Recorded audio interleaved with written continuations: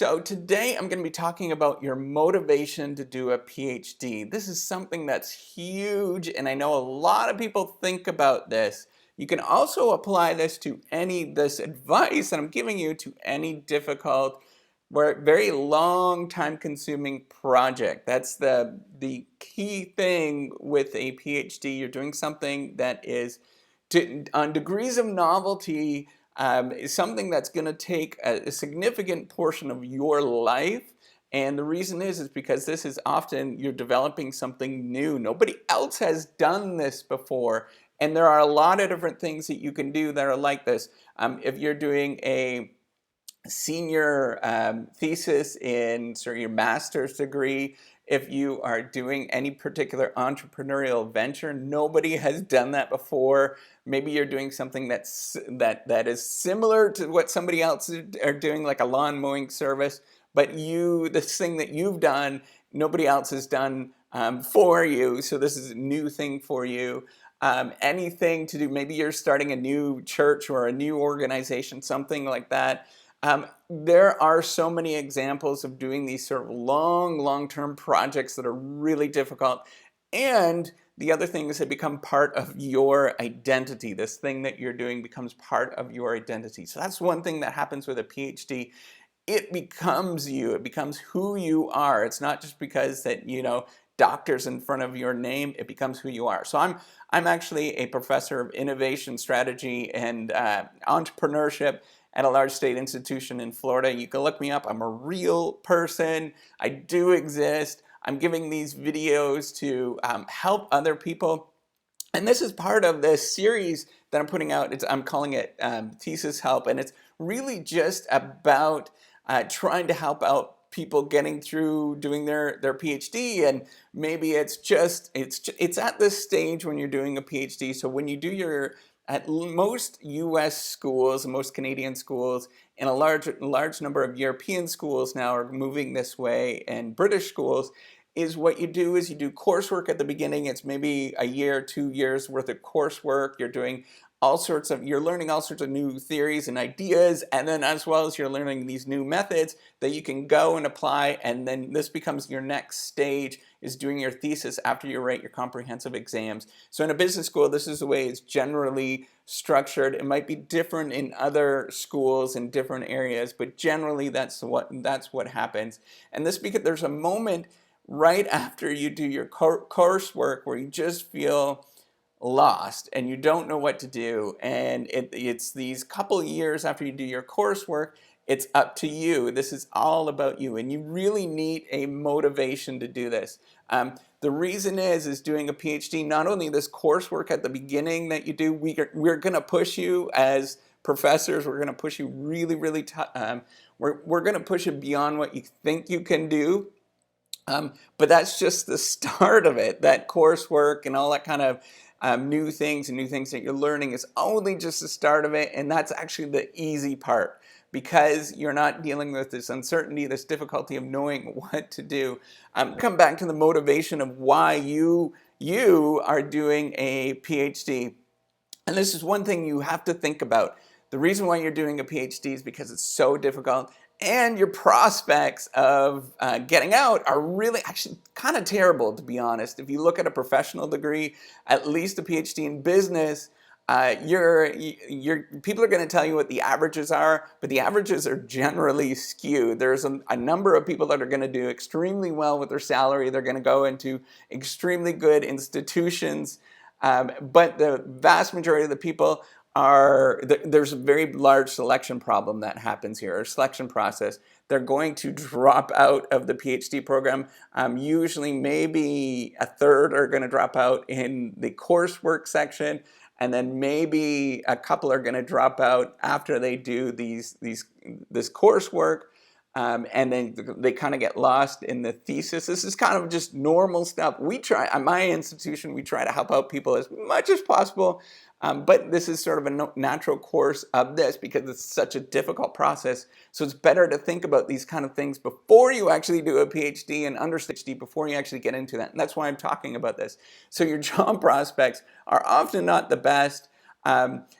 If you were to do a professional degree like an MBA or an MD, often the certainty of getting a certain salary is going to be much higher than doing a PhD. Particularly, this is going to be much more so in a business school.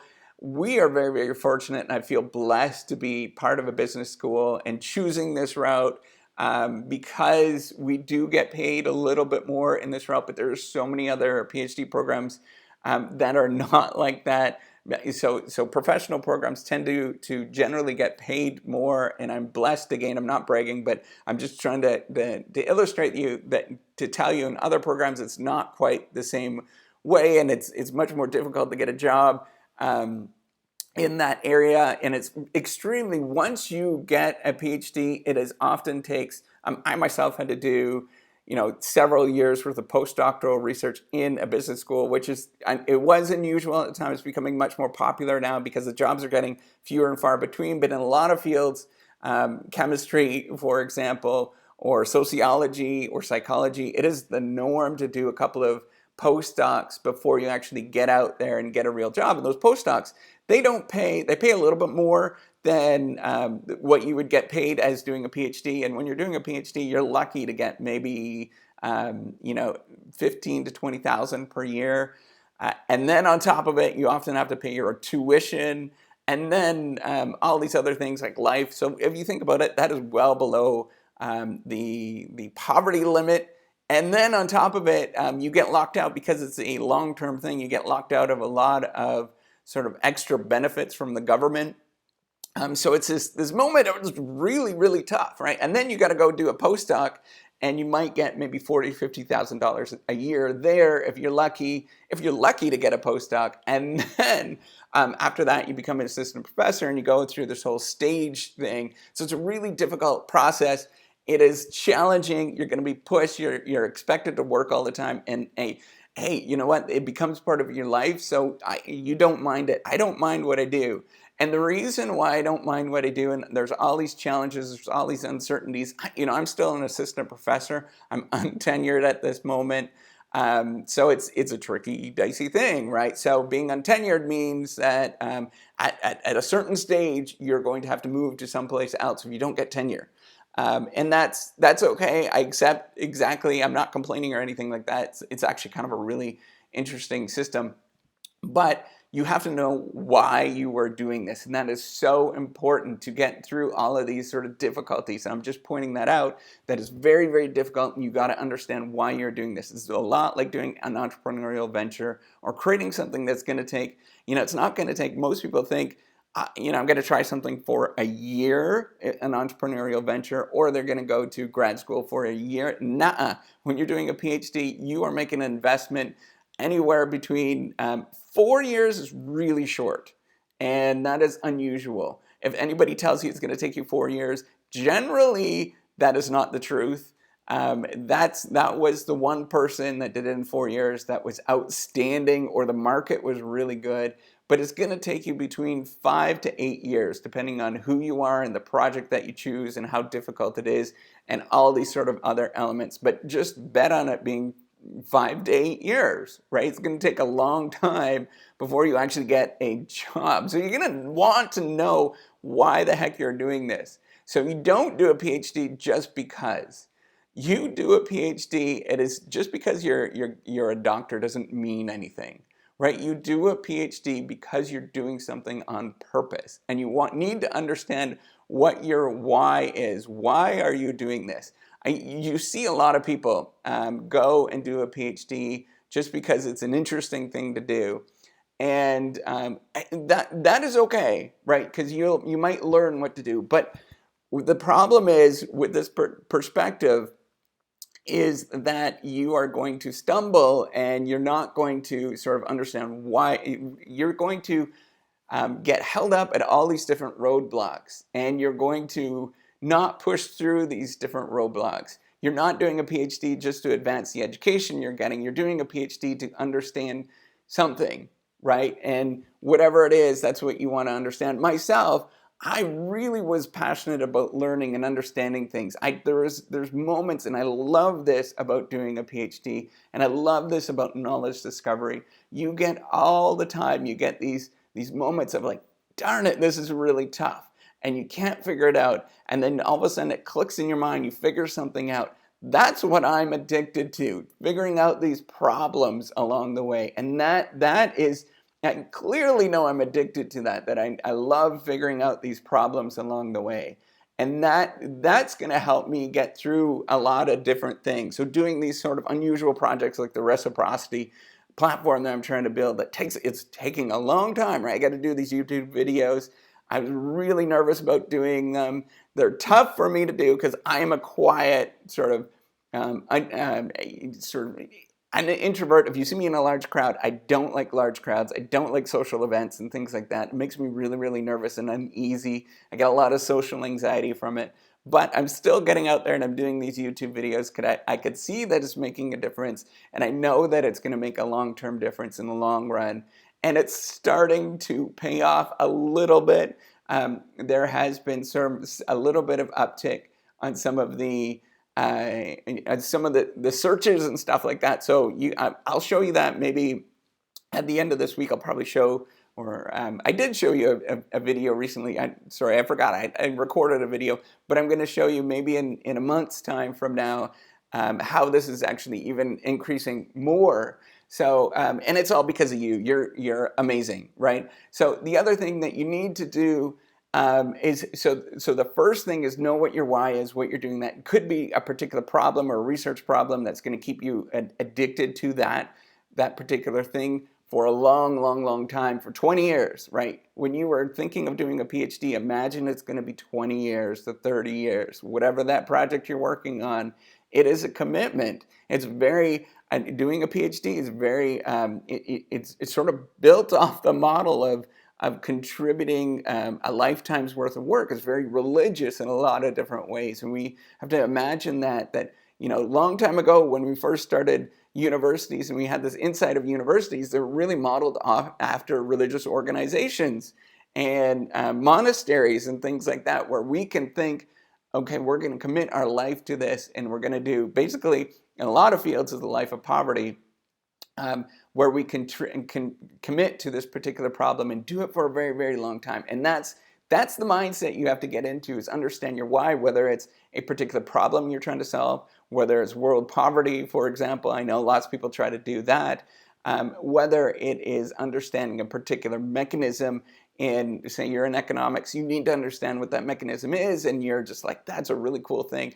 I personally, I did my undergrad in chemical engineering. I really was interested in doing research in thermodynamics. I thought it was a super interesting area. I would have pursued it, except for I did a rational choice decision where I looked at the outcomes of doing an engineering degree, a chemical engineering degree, and a PhD there versus doing in a business school. And I was also attracted much more so to the problems that we are interested in business schools, in organizational theory. Is one of the things that I was passionate about. Is really like people and understanding how people all fit together. So you have to understand why that is.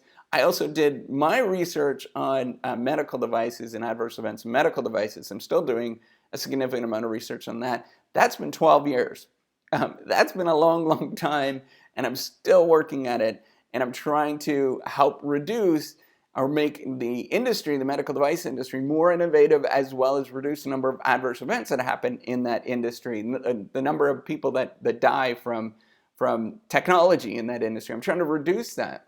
The app I'm trying to build, this platform that I'm trying to build, it's to increase knowledge and make it easier for you, make it easier for PhDs, as well as any writer to get access to help. Right, that is so important. Get access to help that is not there right now. So I'm trying to build that out, as well as do my own research in the background. I'm kind of getting a little bit long-winded, but I just wanted to point out that you really need to understand why you're doing something to get through these troubling things. The second reason why you need to understand to do something is to know what projects you're going to work on. So you can imagine a PhD is you have this sort of big macro question that you are trying to imagine you're trying to do, but then you have all these little tiny components of that. These are the papers. These are sort of the micro components. Might be a bundling of papers that you work on that are one specific component, and that all works together. The third reason why you need to do that is because you're trying to identify people to work with often. Maybe you're an independent worker, but a lot of science is actually very collaborative, and you work with other people, and you sort of not only working with them on a specific paper, but you might be sharing ideas. That is one that, so reciprocity is modeled after this idea of sharing ideas and getting feedback from other people, and that is a critical component to doing good science. And you need that. You need to identify your crowd, your friends, by having this project or this why that you're working on, right? And the last thing is making sure that others have a clear sense. So the reason why you do this why is so that others have a clear sense of what you're about. You need to be identifiable on the marketplace. It's going to help you be much more easier to place. People are going to understand what you're about very quickly. And there are only a certain number of PhD jobs. That's why it's so difficult to get a career, to do well in this career, is we're government funded, mostly government funded. Some business schools have private funding, but generally we're from government funding, and there's only a certain number of jobs available that we can go into, right? So it's a very luxurious career if you become a professor, for example, if you get into that opportunity to do that.